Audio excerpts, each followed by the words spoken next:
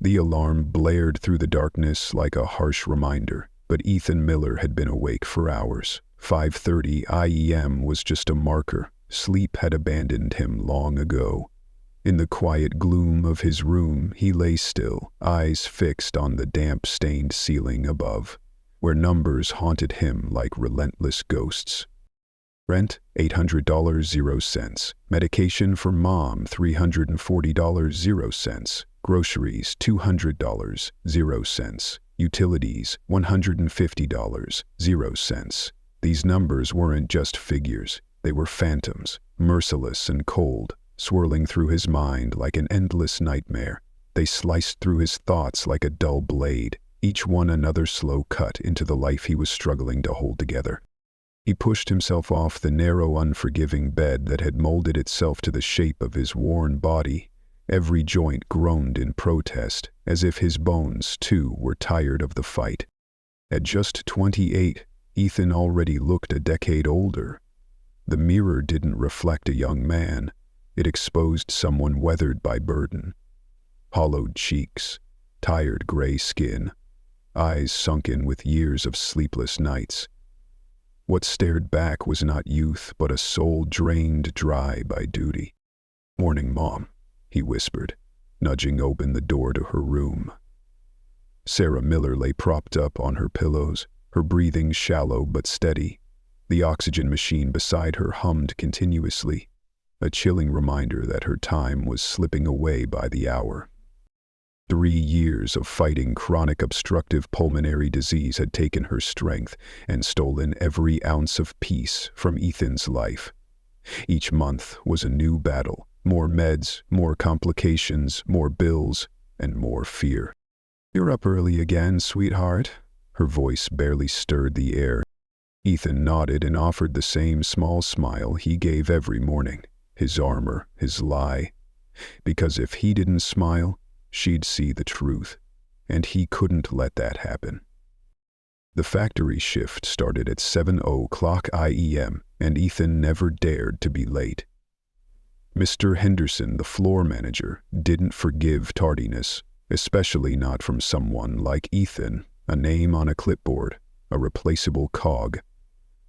Over time, Ethan had learned to wear exhaustion like it was part of his uniform. It took him 35 minutes on foot to reach Westfield Manufacturing, weaving through the lifeless industrial zone. He no longer owned a car. His aging Honda had been sold 2 months ago, after the insurance company denied coverage for his mother's new medication. He still remembered the sight of it driving away, his last bit of security vanishing down the street. That moment didn't make a sound, but it left a bruise inside him, deep, dull, and permanent. When Ethan punched in, the factory was already alive with the grinding rhythm of machinery. He took his place at Station 7, where he'd stand for the next 9 hours, inspecting empty plastic bottles that would soon be filled with someone else's success, while he remained empty, day by day. "Ethan, you look like death, man," Jake Martinez called from the next station. Jake was one of the few who still talked to Ethan like he mattered. Ethan offered a weak smile as he pulled on his gloves. Just tired. But the truth was heavier than that. After the factory, Ethan only had 30 minutes to grab a quick bite before heading to his second job, waiting tables at Murphy's Diner on the other side of town. There, he'd smile, hustle, and pretend his life wasn't unraveling thread by thread. But he had to keep going, because giving up had never been an option, not while his mother was still breathing. The job at the diner wasn't glamorous, but it paid in cash every night, and every dollar carried a thin thread of hope. Hope that maybe, just maybe, he could buy his mom one more day of breath.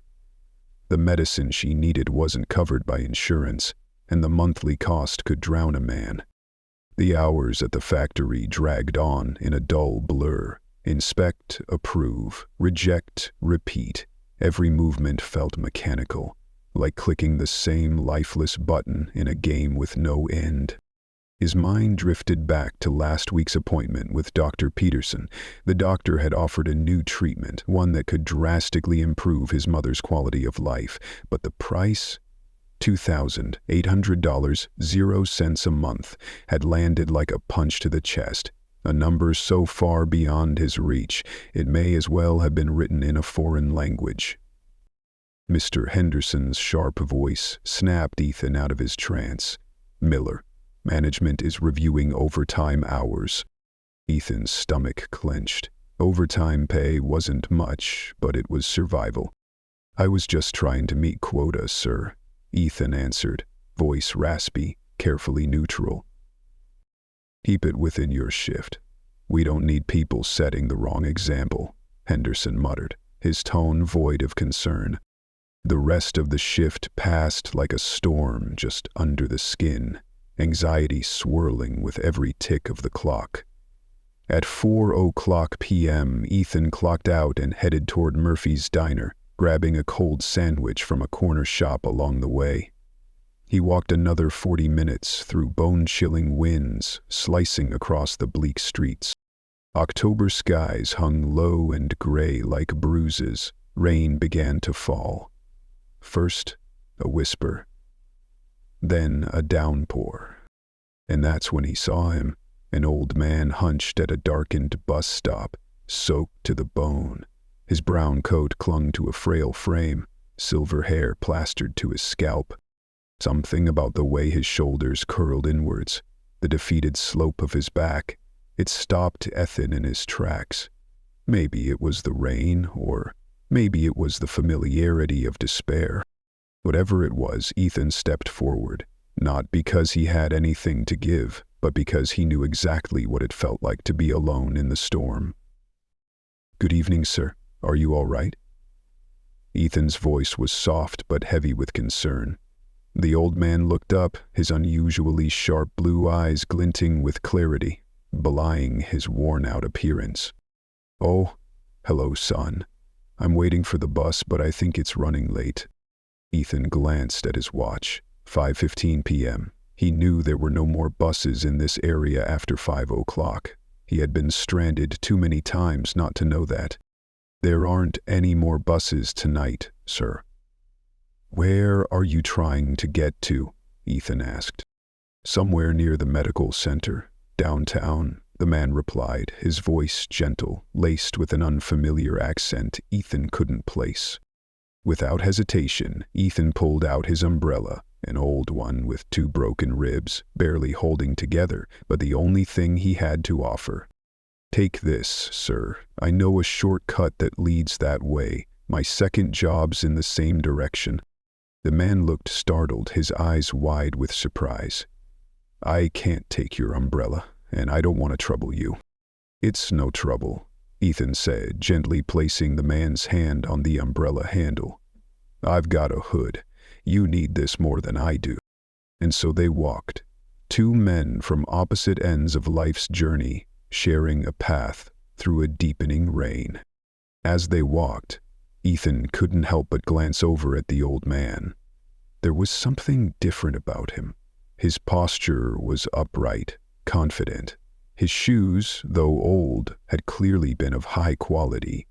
And his hands, thin but clean and well kept, not like someone who lived on the streets.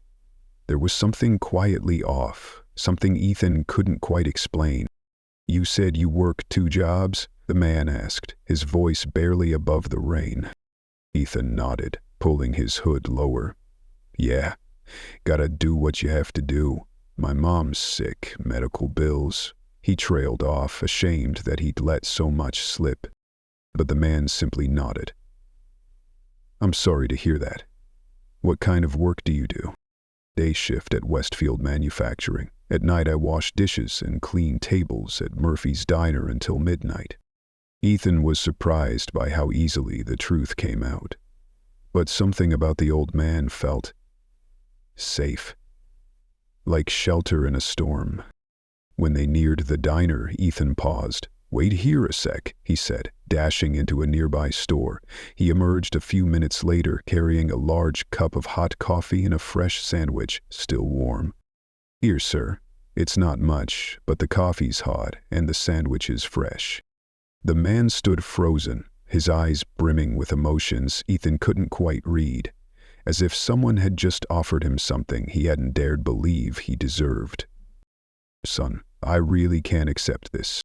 Please, it's just coffee and a sandwich. I have a mom too, and I hope someone would do the same for her if she were stuck out in the rain. The man took the food, his hands trembling as if the kindness had caught him completely off guard. What's your name, son? He asked. Ethan Miller, and you? There was a pause, brief but heavy with something unspoken. Charlie, the man finally replied. Charlie Whitmore. That was the full name he gave when they reached the medical center downtown.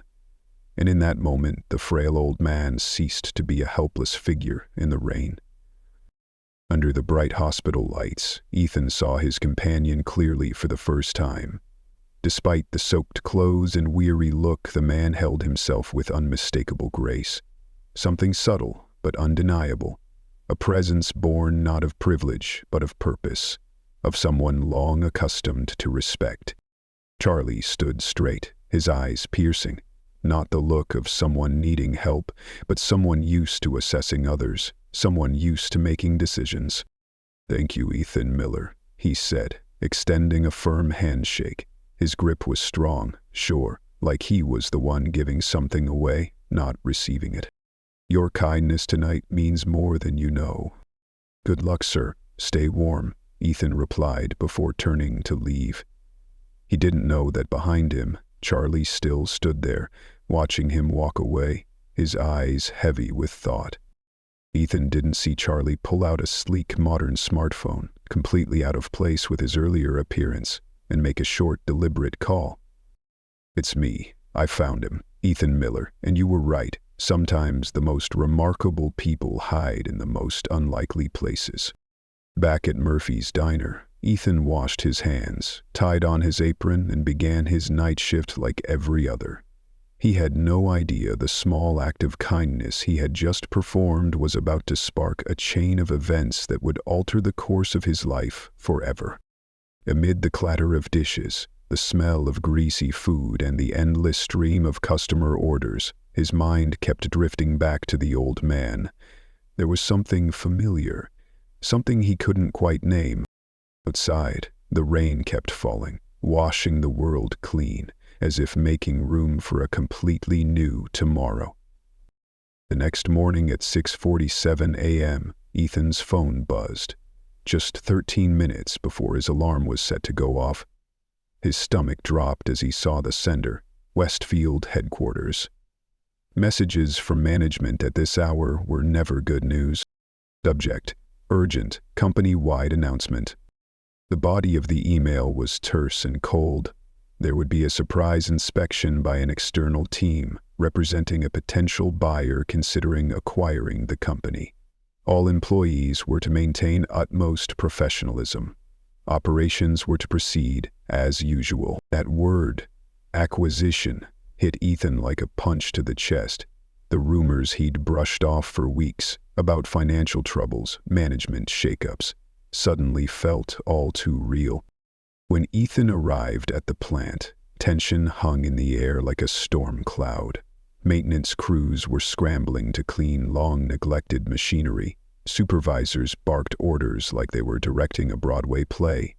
Everyone moved carefully, spoke quietly as if any wrong move might collapse the fragile illusion of order. You hear about the inspection? Jake asked as they clocked in. Word is the whole place is getting sold off. Then shut down. Probably just a rumor, Ethan replied, though his voice lacked conviction. He couldn't afford to lose this job. Not now. Not with his mother growing weaker by the week. By 10:00 a.m., a line of sleek black cars pulled up at the main gate. From his post at Station 7, Ethan watched in frozen silence as men in expensive suits stepped out, armed with cameras, clipboards, and binders. It looked more like a military operation than a business visit, and at the center of it all was Charlie.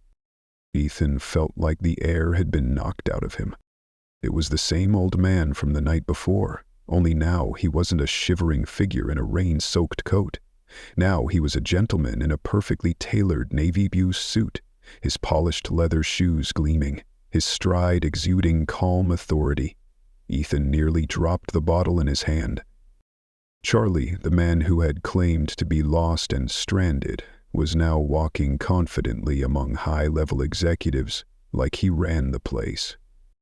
Ethan stood, stunned, his mind reeling. He watched Charlie's every movement, unable to look away. "Holy crap," Jake whispered from the next station. "That's him. That's the guy corporate was talking about, the consultant. Look at the way he walks. I bet he could buy the whole damn company without blinking." Ethan tried to focus on his task, but his eyes kept drifting back to the group. Management was putting on their best show, bragging about polished machines, inflated productivity metrics, ignoring broken-down corners they hoped no one would notice. One of them, Mr. Whitmore, spoke loudly as they passed Ethan's station. "As you can see, our quality control process is top tier. Employee morale is at an all-time high and safety, flawless." Whitmore, not White Whitmore. The name rang in Ethan's mind like an alarm bell. Charlie Whitmore. But the man didn't even glance his way. His sharp blue eyes swept the factory floor, but when they passed over Ethan, they showed no sign of recognition. Charlie's face remained calm, impassive, like the surface of a still lake, revealing nothing. But Ethan wasn't fooled. He noticed how Charlie often drifted away from the main group, slipping off toward corners of the factory not included in the official tour. While managers boasted about efficiency and safety standards, Charlie paid attention to workers, those who usually went unseen, and scrutinized outdated equipment that management had long ignored. During lunch break, Ethan overheard a hushed conversation near the break room. It was Mr. Henderson speaking in low tones to another manager. "You think Whitmore's buying any of this crap?" Henderson muttered, peeling the wrapper off his sandwich. "Hard to say. He's asking some weird questions. Wants to see employee records, overtime logs, accident reports from the past 2 years. Normally these consultants just want pretty charts," the other manager sighed. "But either way, change is coming. Upper brass already said it. If the acquisition falls through, there'll be mass layoffs." Ethan's heart stopped. Layoffs? With all the unsanctioned overtime he'd been pulling, he knew he'd be among the first to go. It wasn't just the fear of losing a job. It was the terror of losing the only lifeline keeping his mother alive. The rest of the afternoon passed in a fog, blurry and filled with dread. Every time Ethan looked up, he spotted Charlie quietly jotting notes in a leather-bound journal, or speaking one-on-one with a maintenance worker, even picking up dusty safety gear no one had touched in years. At exactly 4:00 p.m., as Ethan prepared to leave for his shift at the diner, something unexpected happened. Charlie was standing alone by the employee exit, far from the rest of the tour. He was studying a faded bulletin board with unusual focus, his eyes scanning every tattered flyer and forgotten memo, like they were pieces of a larger puzzle. "Excuse me," Charlie called out as Ethan passed by. His tone was formal, distant, as though they were strangers.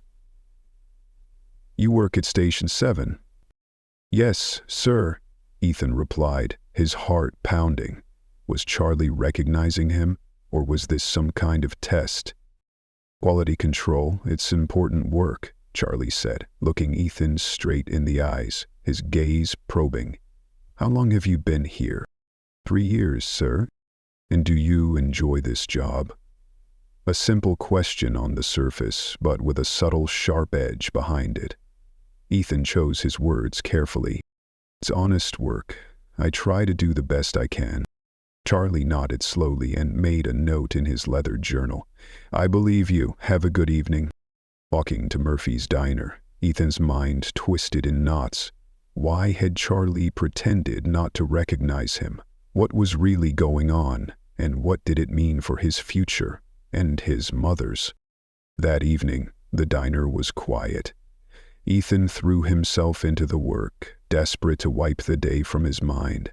Until 9:30 p.m., the soft chime of the doorbell sounded. Charlie walked in. Now he wore his old, threadbare coat and scuffed shoes, the same look from the rainy night. The transformation was so flawless that Ethan nearly didn't recognize him. He chose a booth in the corner where truck drivers usually lingered, nursing coffee and rambling about their long routes. He didn't order anything, just sat there silently, watching Ethan with those piercing, calculating eyes. The message was unmistakable. The performance wasn't over yet. For nearly 20 minutes, Charlie didn't speak. His black coffee had gone cold. Ethan moved around the diner like he was walking on thin ice. Every table wipe, every chair moved, feeling like the ticking of a time bomb. At 10:15 p.m., Marge, the night cook, peered out of the kitchen. "Honey, I'm heading home. Don't forget to lock up." "Yes, ma'am," Ethan replied. Marge glanced at Charlie with mild curiosity but didn't ask anything. Night shift folks were used to strangers seeking refuge under neon lights. Now, only Ethan and Charlie remained. As Ethan stacked the final chairs on top of tables, Charlie finally spoke. "Sit down, son, please." Those two words, son, carried a warmth that echoed through the room. Despite everything, Ethan approached and slid into the booth. Even in his shabby disguise, Charlie exuded an almost indescribable authority, no matter the clothes. That presence was inborn. "You recognized me today, didn't you?" Charlie said, not as a question, but a statement. Ethan swallowed hard. "Yes, sir, but I didn't say anything." "Will not." That question hovered in the air between them. Ethan stared into Charlie's aged face and answered honestly, "I thought, you must have a reason for not wanting anyone to know who you are." Something shifted in Charlie's eyes, surprise, perhaps respect. He then said, "Tell me about your mother, Ethan." The personal question stopped Ethan short. He considered deflecting, but there was a sincerity in Charlie's voice he couldn't ignore. "She has chronic respiratory illness. It's getting worse every month. The medication is expensive, and insurance always finds a reason to deny it." Charlie pulled out a small device, not a phone, but a digital recorder. "Do you mind if I record this?" Ethan's pulse raced as he looked at the device. "Am I under investigation? What's happening?" Charlie smiled gently and placed the recorder on the table. "Not the kind of investigation you're thinking of, Ethan. Trust me, this is just the beginning. I want to know what's really happening at Westfield Manufacturing." Charlie began, voice steady and resolute. "Not the glossy, polished version corporate puts out. I want the truth." For the next hour, Ethan poured out everything he'd been holding on to. 3 years of witnessing worn-out safety gear rusting away, rising quotas with stagnant pay, overtime being cut just when workers needed every extra dime. His words were coated with factory dust and the metallic scent of sweat. Achingly real. "In that plant," Ethan continued, voice rising, "there's a constant, low-level fear. Fear of speaking up, fear of being replaced, fear of not being able to feed your family." His eyes sparked with righteous anger. "The management, they live in another world. Henderson drives a BMW while we're scraping by. They treat us like machines, like numbers on a spreadsheet, as if we had no families, no feelings, no dreams." Charlie listened quietly without interrupting. Occasionally he'd nod or jot notes in his journal, now chock full of strong, deliberate handwriting.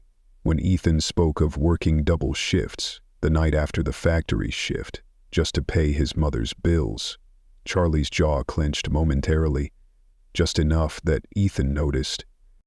"Do you believe loyalty should be rewarded?" Charlie asked, his words low, but echoing through Ethan like a drumbeat. Ethan looked up, his eyes steady with purpose. "I used to believe that. I gave everything I had, overtime whenever they wanted, never complained, never called in sick, even when I was shaking with fever. But loyalty, it was always one way. They took everything from me and still said it wasn't enough. Charlie nodded, powering down the recorder. If you had the power to change Westfield, what would you do? Ethan offered a wry, tired smile, born of despair but still holding hope. I'd start by treating workers like human beings, not machines. I'd invest in proper equipment instead of duct taping hope. And I'd reward the people who keep this place running, not just the ones with degrees or the right last name. Charlie didn't say a word, but a faint, almost imperceptible smile crossed his face. He wrote one final line in his notebook, in bold, dark ink, the marking heavier than the rest. Meanwhile, in the plant's break room, 3 workers were having a conversation of a very different tone. Tom Bradley, a veteran journeyman, was passing on wisdom to the newcomers as usual. "Anyone notice Ethan today?" Tom smirked. He looked like he was about to faint during the inspection, probably scared someone would catch him working overtime. "Working overtime? What do you mean?" asked Maria Santos, a newly hired worker at some dump of a diner. "Washing dishes, cleaning toilets, real glamorous stuff," Tom sneered, taking a gulp of his energy drink. "The guy's so desperate he'll do anything. Kind of pathetic." "That's a bit harsh," Maria said softly. "He might really need the money." "We all need money," Tom shot back. "But you gotta have some pride. Miller's like a beaten dog, beats going back. No wonder management keeps stepping on him." They continued their harsh conversation for nearly 10 minutes, their words soaked in cruelty and prejudice. None of them noticed the small ceiling-mount camera that had been recording for the last 20 minutes, or the fact that the entire exchange was being audio recorded remotely. At the same time, in an upscale downtown office, Charlie sat in a leather chair wearing headphones, watching the footage. With each hateful word from Tom, the shadow across Charlie's face deepened. Charlie had spent his life building Westfield, from a modest garage into a regional powerhouse. But somehow the company's culture had gone rotten. The values he had tried to instill, loyalty, kindness, community, were now twisted into contempt and cruelty. He penned another bold line in his notebook, underlined twice in red. "Full HR audit. Detect favoritism plus internal bullying." Ethan's words echoed in Charlie's mind. Loyalty is one way. The truth stung and awakened him. The company he'd built had lost its way. Worse, it had become a place where kindness was scorned and despair mocked. Charlie picked up his phone and dialed a familiar number. "It's me. Send me the full employee records for the last 5 years, every promotion, disciplinary note, performance review, and financial reports on our healthcare benefits." He paused, looking out over the city lights below. "Also, do a background check on all middle managers. I have a feeling we'll find some very interesting patterns." He hung up and looked ahead. Tomorrow he would be facing the board meeting. They expected him to sign off on the acquisition deal, a deal that, if finalized, would cost hundreds of people their jobs, including Ethan's. But Charlie had another plan, one they never saw coming, even the young man who'd shared his umbrella in the rain. Charlie nodded to himself, his expression calm and unreadable. Then he responded, "Very clear."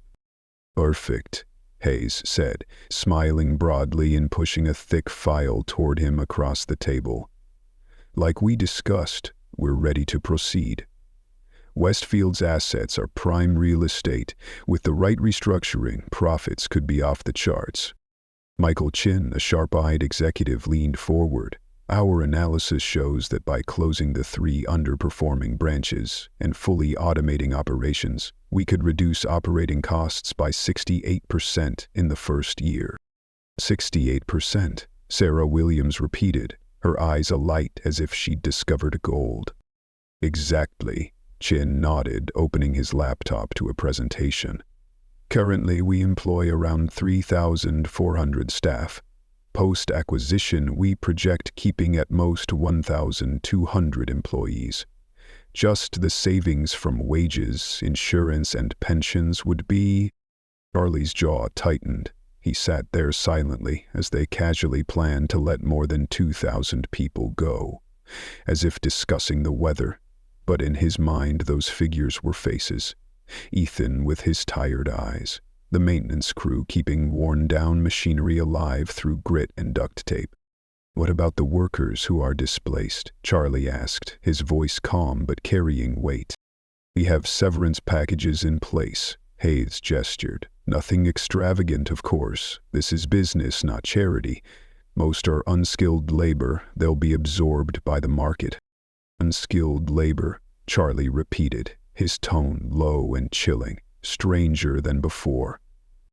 "Let's be honest," James Morrison, a rotund director, interjected. "They're replaceable. Clock in, do repetitive tasks, collect a paycheck. Hardly rocket scientists, right?" Morrison chuckled, joined by a few others. Beneath the table, Charlie's hand balled into a fist. "Frankly," Morrison continued, warming to his theme, "we're doing them a favor. Many of them have grown too comfortable. Show up, do the bare minimum, then expect a lifetime of security. Losing their jobs might be the wake-up call they need." "They've been with the company for decades," Charlie said, voice unchanged but eyes sharp as razors. "Exactly the problem," Hayes cut in. "They expect pensions and job security. That's outdated thinking. The modern economy demands flexibility, adaptability. Does anybody need to learn that nobody owes them anything?" Charlie did not respond. He thought of Ethan, someone working 2 jobs for his mom, yet still holding on to his dignity. He thought of the maintenance team keeping the plant running with duct tape and devotion. "Who do you think works in these plants?" Charlie turned toward Morrison, his gaze firm. "Honestly," Morrison shrugged, "people who couldn't succeed elsewhere. If they had ambition or talent, they wouldn't be stuck in dead-end work. They're here because it's easy. Not demanding, not innovative, not competitive."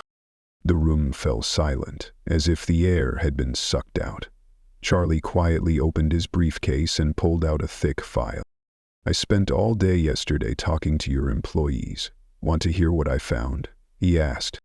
"Of course," Hayes replied eagerly. "Due diligence is important." Charlie opened the file and began reading, his voice measured and authoritative. Station 7. Quality control. Works 2 jobs to pay for mother's medication. 3 years with the company. Perfect attendance. Never filed a complaint despite repeated missed promotions. He flipped a page. Maintenance supervisor. 22 years on the job. Diabetic and can't afford insulin.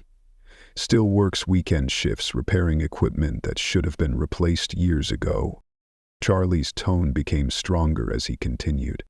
Night shift supervisor, a single mother of 3, studying nursing while supervising and training 17 new hires over the past 2 years. The room grew quieter. Each profile hit like a blow against the arrogant narrative the board had built. They are not lazy or entitled. Charlie closed the file. They are people fighting daily battles. They are the real backbone of this company.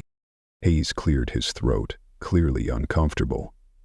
"Sure, there will be exceptions. But you have to see the big picture. Business is business. Emotions can't drive financial decisions." Charlie stood up. The room froze. The way he stood commanded silence. "You're right," Charlie began slowly. "Business is business, and I have made my decision."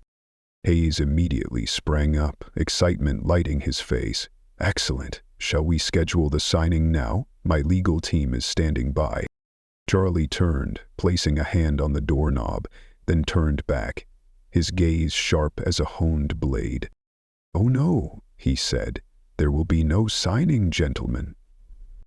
The room erupted into startled murmurs. Hayes flushed, stepping forward. "What do you mean? We had an agreement." You thought you had an agreement with a corporate acquisition firm, Charlie replied calmly, but I am not here representing the buyer. I am here, Charlie declared, his eyes sweeping the boardroom, as the majority shareholder of Westfield Manufacturing. The atmosphere grew instantly icy. Every word he spoke reverberated like thunder in a room that had been busy preparing to carve up the company. After hearing what you plan to do to this company and to its people, he paused, letting the silence weigh heavily. I realized I've let things drift too far. He pushed the door open, turned to deliver his final blow. Oh. And gentlemen, you might want to update your resumes. I suspect some very big changes are coming. The door closed softly behind him. 8 executives were left, exchanging stunned, fearful, and bewildered looks. On the factory floor, it was nearly 2 p.m., and tension crackled like a live wire. Rumors had spread everywhere. The mysterious consultant had finished the inspection, and management was about to announce the results. Workers clustered in small groups, whispering anxiously about layoffs, plant shutdowns, or worse. Ethan stood quietly at the back of the assembly area, his heart pounding, his stomach tied in knots. He hadn't slept a wink, wondering if he'd said too much, if he'd unintentionally jeopardized everyone's future. Jake appeared beside him, looking pale. Have you heard anything from the office? My supervisor's been acting strange all morning. Won't look anyone in the eye, just glued to his phone. Definitely not good news, Ethan murmured, eyes fixed on the wooden podium being set up near the main production line. All the supervisors were present, from Henderson to plant manager Davidson, but they looked as though they were attending their own funerals. At exactly 2 p.m., the factory fell silent. Davidson stepped up to the microphone, his usually confident swagger replaced by obvious unease. Thank you all for gathering today, he began, voice trembling. As you know, we recently underwent a review by an external consultant, and at his request I'd like to introduce Mr. Charles Whitmore. A ripple of whispers passed through the crowd, but fell silent when Charlie stepped out from the administrative office. He wasn't the bedraggled old man from the rain, nor the polished consultant from yesterday. Charlie wore a simple, well-fitted gray suit, elegant in its restraint, but it was his composed, steady presence that silenced them all. He walked to the podium and glanced across the crowd. His gaze briefly met Ethan's, and he gave a slight, knowing smile. Good afternoon, Charlie said, his voice carrying confidently without a microphone. Thank you all for your patience this week. I know how unsettling uncertainty can be, especially when your future is on the line. Henderson stumbled forward.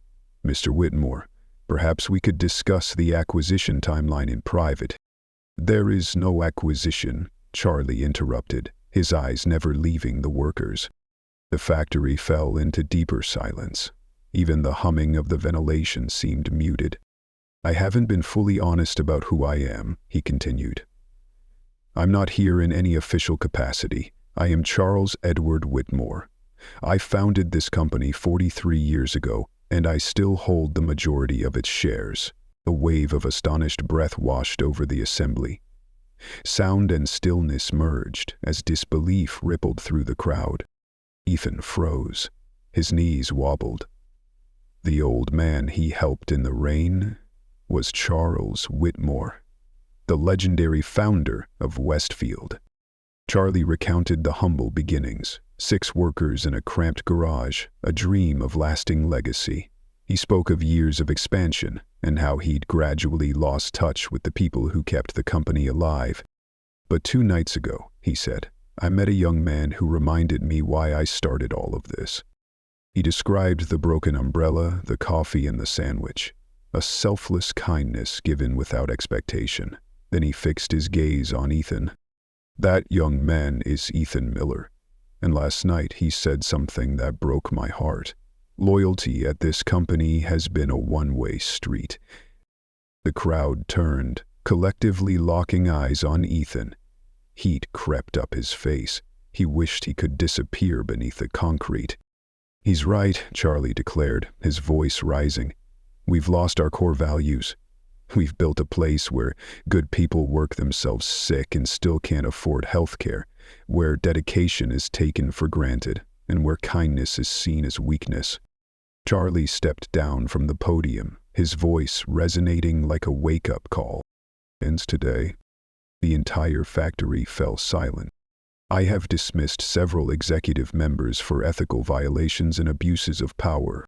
Ender turned pale, and the others exchanged horrified looks.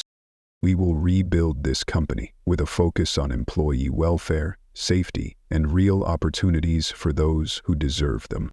Then came the announcement that ignited an eruption in the plant. "And I'm delighted to announce that the new Director of Operations and my personally chosen successor is Ethan Miller." No one could believe their ears. Cheers, applause, and stunned exclamations reverberated throughout the space. Ethan stood frozen. Jake slapped his shoulder and shouted something, drowned by the noise. Charlie raised his hand and the crowd fell silent. "Alan, can you please come up here?" Charlie called out, his voice cutting through the expectancy. With trembling legs, Ethan made his way through the cheering crowd. Congratulations, backslaps, and bright smiles surrounded him, but everything felt distant. All he could hear was his heartbeat and the sight of this man waiting on the stage, the man who had seen potential in him that Ethan never believed in himself. When he reached Charlie, the older man reached out and grasped Ethan's hand firmly. "Sometimes," he said under his breath, just loud enough for Ethan to hear, "the best leaders are those who never sought power. They lead through example, kindness, and genuine care." Turning to face the crowd again, Charlie announced loudly, "Today marks the beginning of a new Westfield, one that places people above profits, and that starts now." The applause, cheers, and shouts of Ethan's name rolled over them like crashing waves. In that moment, Ethan knew, felt to his core, that sincere kindness can, indeed, change the world. 6 months later, morning sunlight poured into Ethan's new office, streaming through large windows and warming the polished mahogany desk, a desk that still felt too grand for a man who had been checking bottles at Station 7 just half a year ago. The table was covered with quarterly reports, but this time the numbers told a story of triumph, not burden. Employee satisfaction up 340%. Safety incidents down 78%.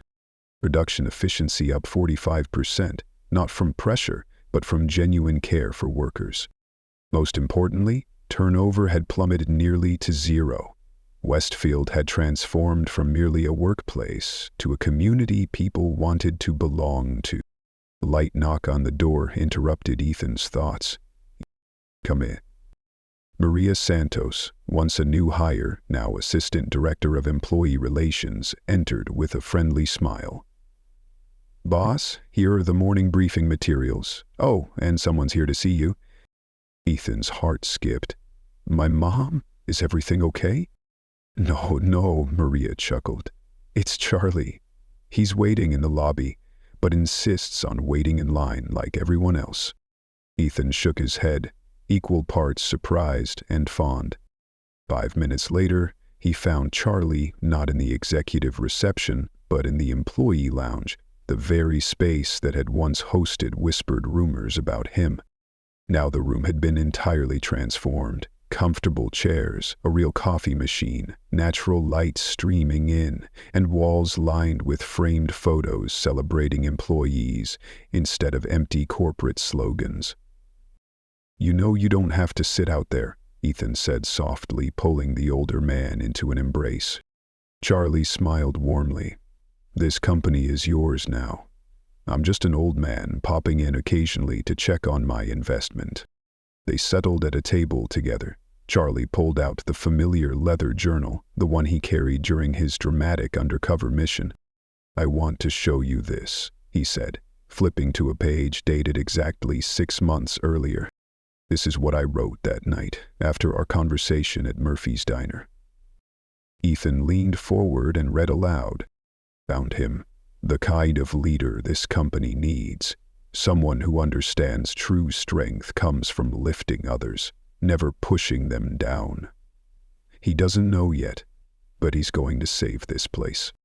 So you decided then? Ethan asked, his voice thick with emotion. Ever since you offered me that broken umbrella in the rain, Charlie replied.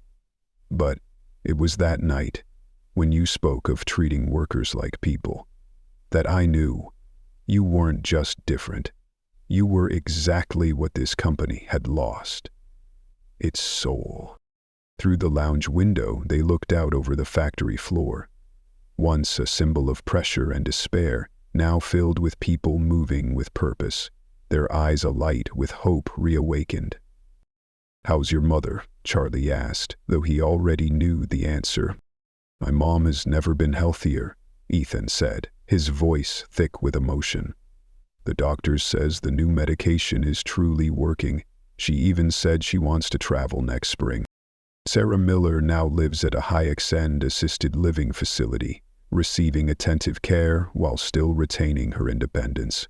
Every evening, Ethan visits her, and she always proudly tells everyone that her son is the president of the company and used to work at a small diner. What about Murphy's? Charlie asked, half joking, half serious. Ethan laughed. I kept working there for another 3 months after my promotion. Marge thought I was crazy. Then I helped recruit new staff and even started an emergency assistance fund for the diner's employees. Suddenly, a cheer erupted from the plant floor. Both men looked through the window to see workers gathered around Station 7. A large banner was being unfurled. Charlie squinted to read it. 6 months, accident-free, thanks to caring leadership. You're about to be locked in here forever, Charlie murmured with a chuckle. The new board says you're irreplaceable. Ethan shook his head. I learned from you that no one's truly irreplaceable. But if I'm given power, I have to use it to help those who don't have any. Charlie stood, preparing to leave as he always did, quietly and humbly. But he paused and turned back, nostalgia softening his gaze. Want to know the best part? He said, his smile radiant. Every week I get dozens of letters asking for the secret behind our turnaround. They want to know our formula for success. And what do you tell them? Charlie winked. I tell them the truth, that it all began with one employee who shared an umbrella with a stranger in the rain.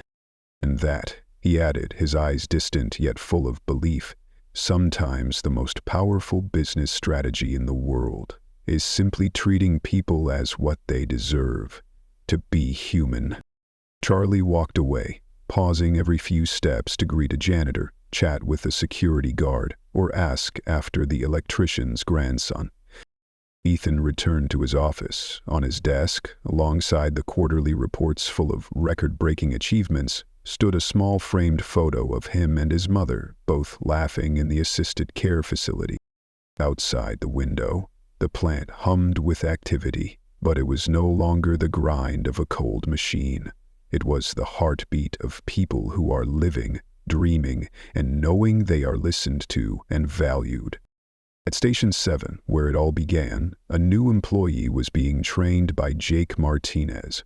Now promoted to training supervisor, Jake was serious, proud. He was teaching not just how to check bottles, but that every small task has meaning. That battered umbrella in the rain changed everything. But Ethan knew, for genuine kindness was never simple.